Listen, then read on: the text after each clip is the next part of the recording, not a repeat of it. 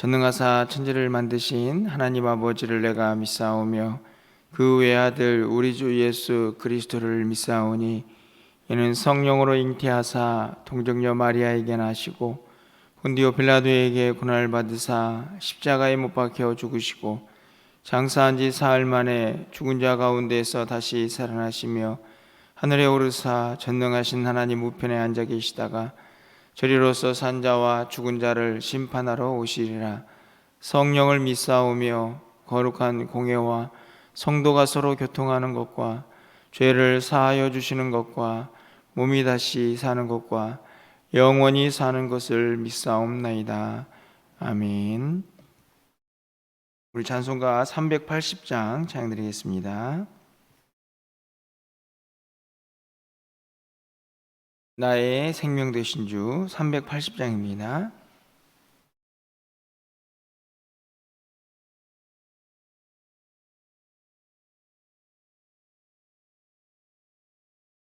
나의 생명 되신 주 주님 앞에 나아갑니다. 저의 흘린 보혈로 정케하사 받아주소서. 날마다 주를 찬송하겠네. 주의 사랑 줄로서 나를 굳게 잡아매소서. 괴로운 세상 지낼 때 나를 인도하여 주소서. 주를 믿고 나가면 나의 길을 잃지 않겠네. 날마다 주를 찬송하겠네. 주의 사랑 줄로서 나를 굳게 잡아매소서. 세상 살아갈 때에 주를 더욱 사랑합니다. 밝고 빛난 천국에 나의 영혼 들어가겠네. 날마다 주를 찬송하겠네. 주의 사랑 줄로서 나를 굳게 잡아매소서. 아멘. 오늘 하나님 말씀은 전도서 9장 1절에서 10절까지 말씀입니다.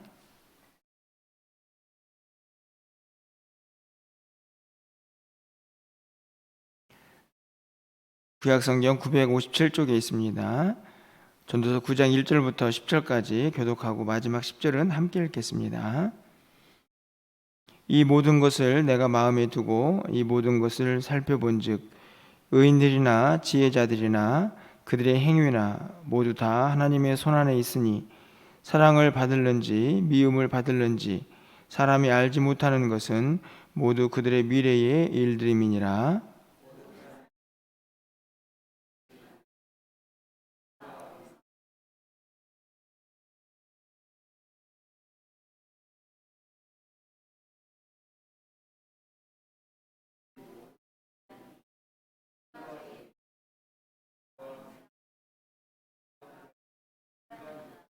모든 사람의 결국은 일반이라. 이것은 해 아래에서 행해지는 모든 일 중에 악한 것이니 곧 인생의 마음에는 악이 가득하여 그들의 평생에 미친 마음을 품고 있다가 후에는 죽은 자들에게로 돌아가는 것이라.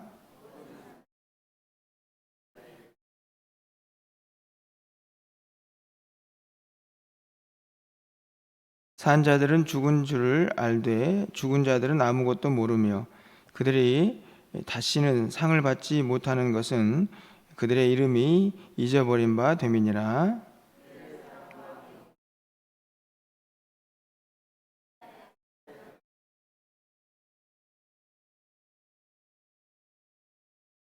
너는 가서 기쁨으로 내 음식을 먹고 즐거운 마음으로 내 포도주를 마실지어다. 이는 하나님이 내가 하는 일들을 벌써 기쁘게 받으셨음이니라.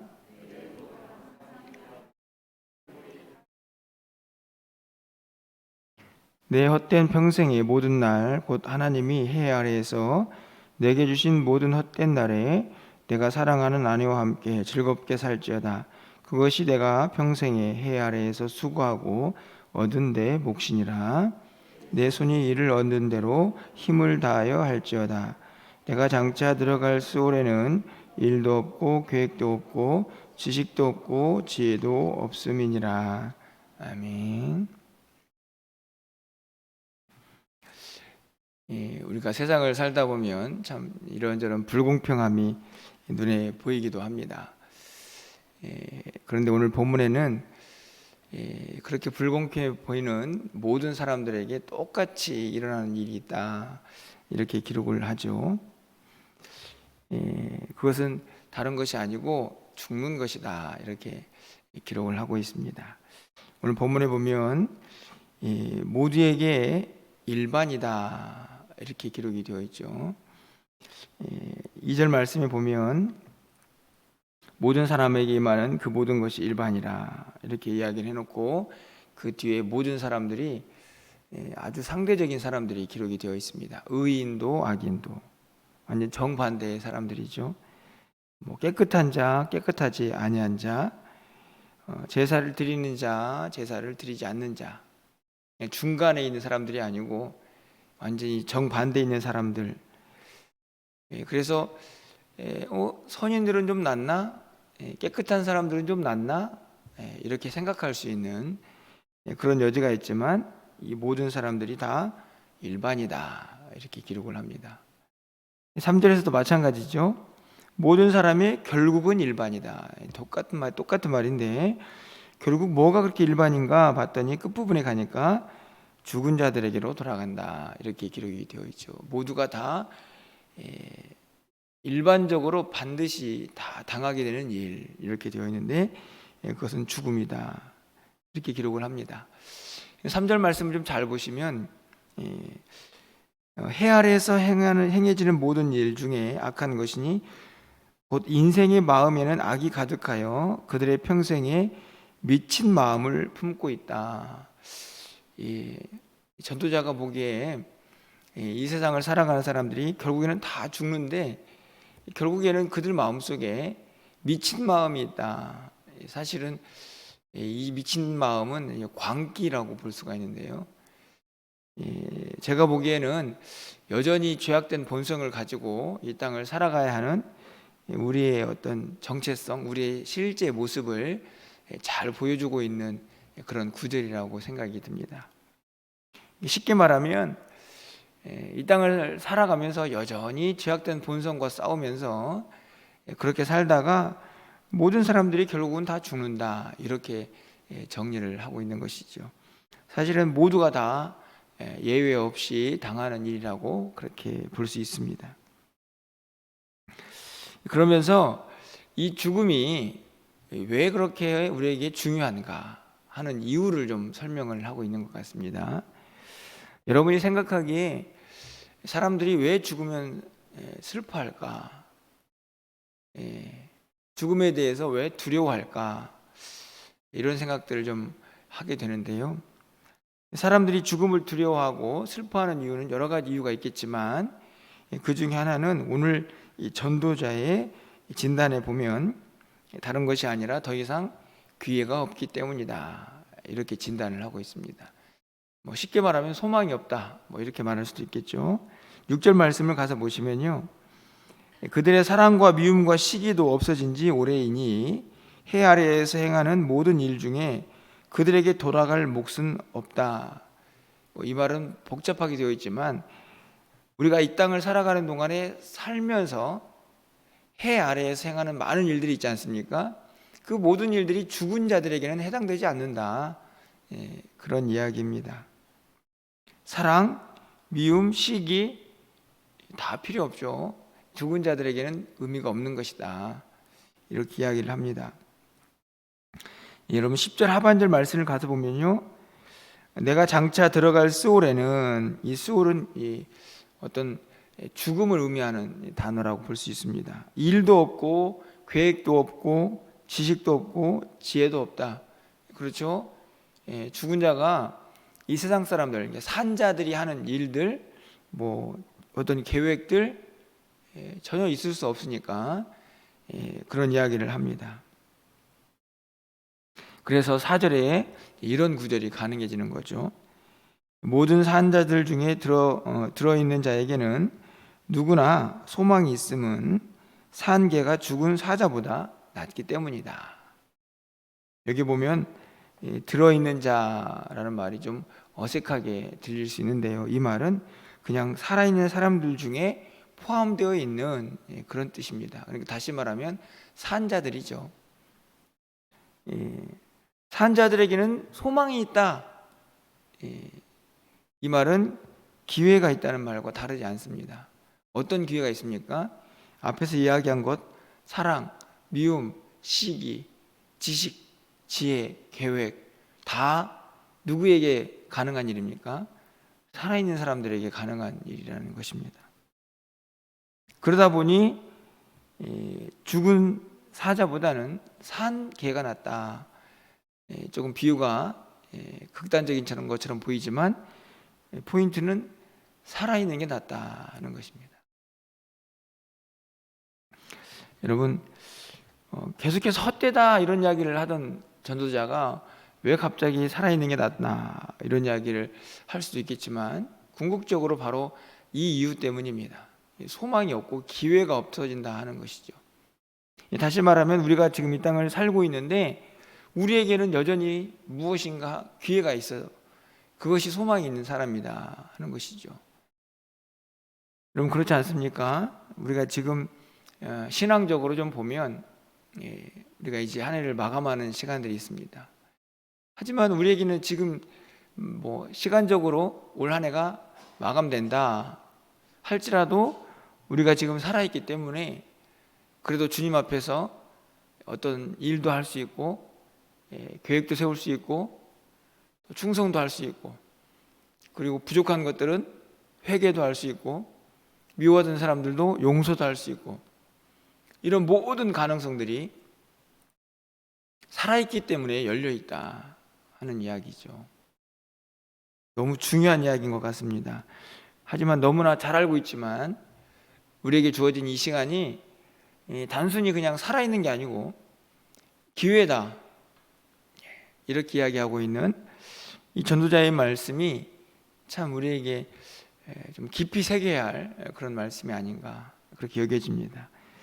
그래서 어떻게 살아야 할 것인가에 대한 내용도 7절 이하에 기록이 되어 있는데요, 너는 가서 기쁨으로 내 음식을 먹고 즐거운 마음으로 내 포도주를 마셔라.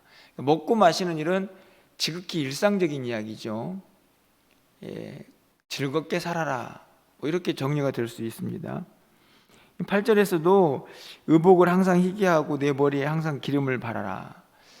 여기서 의복을 희게하다는 말은 일반적으로 거룩을 이야기하는데 여기에서는 옷을 좀 잘 차려입고 머리에 기름도 바르고 쉽게 말하면 좀 잘 이렇게 정돈된 모습으로 잔치에서 흥겹게 노는 모습으로 일반적으로 해석을 합니다.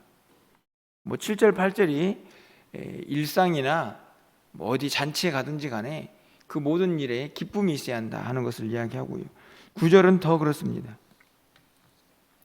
내 헛된 평생의 모든 날 곧 하나님의 해 아래에서 내게 주신 모든 헛된 날에 내가 사랑하는 아내와 함께 즐겁게 살지어다. 이 가정생활이죠. 쉽게 말하면 먹고 마시고 뭐 잔치를 하든 아니면 가정생활을 하든 그 모든 것들이 기쁨이어야 한다.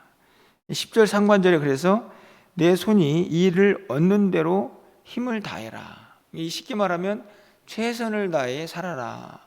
이렇게 이야기를 하고 있습니다. 왜요? 죽은 다음에는 아무런 기회도 없기 때문이다 하는 것입니다. 그러니까 지금 주어진 시간에 행복하고 즐겁고 뿐만 아니라 최선을 다하여서 살아가는 삶이 되어야 한다 하는 것이죠. 그러면 도대체 이렇게 최선을 다하여 즐겁게 사는 것이 세상적이냐, 이렇게 질문을 던질 수가 있겠지만 1절 말씀은 우리가 무엇을 향하여 어떻게 사는 것이 진짜 즐겁고 행복한 것인가, 뭔가 최선을 다하는 것인가를 분명하게 정리하고 있습니다. 1절 말씀을 좀 다시 가서 보시면, 이 모든 것을 내가 내 마음에 두고 이 모든 것을 살펴본 즉 의인들이나 지혜자들이나 그들의 행위나 모두 다 하나님의 손 안에 있다. 이 매우 중요한 거죠. 이 모든 사람들은 결국에 다 죽는 사람들 아닙니까? 그렇죠. 밑에 의인도 악인도 다 죽으니까요. 그런데 중요한 것은 그 모두가, 그 모든 행위들이 다 하나님 손 안에 있다. 하나님의 주권, 섭리 속에 있다. 그리고 이어지는 말씀을 보면 사랑을 받을는지 미움을 받을는지 사람이 알지 못하는 것은 모두 그들의 미래의 일들임이니라. 이 1절에서 우리는 모두가 다 죽고, 그래서 우리에게 주어진 시간들이 기회이기 때문에 즐겁고 최선을 다해서 살아야 하는데, 그러면 그 목표와 방향이 어디로 가야 할 것인가를 분명히 보여주고 있다고 생각이 듭니다. 하나님의 주권 안에 있기 때문에 하나님을 위하고 하나님께 영광이 돌리는, 그리고 그분의 통치 아래서 그것에 순종하며 사는 사람이 진정한 이 땅에 주어진 기회를 잘 누리는 사람이라는 것을 우리가 알 수가 있겠죠. 그런데 저는 이 본문에서 저에게 큰 묵상거리가 되는 것은 바로 뒤에 나와 있는 사랑을 받을는지 미움을 받을는지 사람이 알지 못한다 하는 것입니다. 제가 이 본문 때문에 여러 성경들을 찾고 주석들을 찾아봤지만 해석이 아주 분분했습니다. 정확한 해석이 어렵다 보여지는데요. 그래서 개인적으로 좀 묵상을 좀 해봤습니다. 이 구절을 잘 보시면 분명히 우리 모든 행위가 하나님의 손 안에 있기 때문에 그분이 절대적인 주권과 통치, 능력을 가지고 우리를 다스리겠죠. 그런데 결국에 사랑을 받을지 미움을 받을지 모른다, 이 말은 하나님께서 우리를 사랑할지 우리를 미워하실지 그 책임은 결국 우리에게 있다 하는 말씀으로 저는 이해가 됩니다. 쉽게 말하면 절대적인 주권은 하나님의 능력 안에 있지만 그 안에서 내가 하나님에게 사랑을 받을지 미움을 받을지는 우리의 몫이라는 말씀입니다. 무엇을 의미합니까? 내가 어떻게 사느냐에 따라서 하나님의 사랑을 받을 수도 있고 진노를 받을 수도 있다 하는 말씀이죠. 우리 모두가 하나님의 택함을 받았지만 결국에는 우리에게 주어진 이 삶의 시간, 그것이 기회이고 소망인데 그것을 어떻게 사느냐에 따라서 하나님께 사랑을 받을 수 있고 미움을 받을 수 있다 하는 말씀입니다. 물론 우리 모두에게는 하나님의 절대적인 주권과 섭리 속에서 구원을 받았다 하는 것은 불변하는 진리죠. 하지만 그 구원받은 것으로 끝나는 것이 아니라 우리에게 주어진 책임들, 우리에게 주어진 사명들, 그것들을 감당할 때에 우리에게 하나님이 칭찬도 하시고 우리에게 사랑을 베푸시기도 하겠지만 그렇지 못할 때에는 하나님이 때로는 진노도 하시고 또 우리에게 매를 대시기도 하지 않습니까? 이스라엘 백성들의 모습을 보십시오. 그렇게 선민이 선택받은 사람들이 되었고 거룩한 백성으로 구별되었다고 하나님께서 그렇게 누누이 얘기했지만 여전히 그들이 말씀 안에서 순종하지 못하고 하나님의 진노를 받는 모습을 보게 됩니다. 하나님의 주권을 우리가 인정합니다. 모든 것이 그분의 능력 안에 있다는 것, 그래서 그분의 손 안에 있다는 것을 우리가 잘 알고 있지만 궁극적으로 우리가 사랑을 받을는지 미움을 받을는지는 우리의 몫이다 하는 것을 우리가 잊지 말았으면 좋겠다 하는 것이 오늘 1절이 주는 교훈이 아닌가 생각이 듭니다. 그러기 위해서는 이 2절부터 9절, 10절까지 있는 말씀을 잘 이해해야 하는 것이죠. 우리에게 주어진 시간, 그것이 참 얼마인지 우리 모두는 알 수 없습니다. 하지만 그것이 기회의 시간이다 라는 사실, 그래서 사람들이 지금 현재 이 시간을 선물이라고 이야기하지 않습니까? 그 시간을 기회로 삼고 소망을 삼고 주님이 기뻐하시는 일, 주님이 정말 사랑할 만하다라고 생각되는 그 일들을 하면서 최선을 다해서 살아가는 삶이 되어야 한다 하는 말씀입니다. 오늘도 이 말씀 붙잡고요, 오늘 하루 우리에게 주어진 시간이 또 펼쳐질 것입니다. 바라기는 오늘 하루 우리에게 주어진 모든 시간들이 기회고 소망이다 하는 것을 여러분이 꼭 기억하시고, 무엇을 행하고 또 어디를 향하든지 간에 우리 안에 하나님께서 원하시고 기뻐하시는 그 일들을 행할 수 있는 그런 결단과 또 의지가 있는 한 날이 되어지기를 간절히 소망합니다. 아울러서 여러분 안에 기쁨과 또 최선을 다하는 모든 삶의 모습들이 하나님께 드려지는 귀한 하루가 되시기를 주님의 이름으로 축원합니다. 기도하겠습니다. 사랑의 하나님, 오늘도 우리에게 호흡할 수 있는 은혜를 주셔서 또 오늘 하루를 살아갈 수 있도록 인도해 주심을 감사합니다. 하나님, 오늘 우리에게 주어진 이 모든 시간들이 하나님 주신 기회이고 소망이라는 사실을 다시 한번 깨닫게 하셨사오니, 오늘 우리에게 주어진 1분 1초라도 최선을 다하여 하나님이 기뻐하시는 일들을 감당하며 살아갈 수 있는 우리 모두가 되게 하여 주시옵소서. 우리 모두가, 우리의 삶 전체가 하나님의 주권 가운데 있지만, 하나님의 손안에 있지만, 그 안에서 우리가 하나님 주신 이성과 자유의지를 가지고 이것저것들을 선택하며 살아갑니다. 하나님, 모든 것들이 하나님이 기뻐하실 만한 일들, 하나님께 사랑받을 만한 일들이 되게 하여 주시고, 그로 인하여서 하나님께 더 영광 돌리는 우리의 삶이 되게 하여 주시옵소서. 우리의 삶에 기쁨이 있기를 원합니다. 날마다 최선을 다하고 주님 맡긴 사명을 잘 감당하다가 주님 앞에 설 수 있도록 주께서 인도하여 주시옵소서. 모든 사람들이 똑같이 당하는 그 일반적인 죽음 앞에서, 하지만 그 평가와 결산만큼은 결코 모두가 다 똑같지 않을 것이라는 사실을 우리 모두가 기억하면서 우리에게 주어진 오늘을 열심히 최선을 다해 살아갈 수 있도록 주님 역사하여 주시옵소서.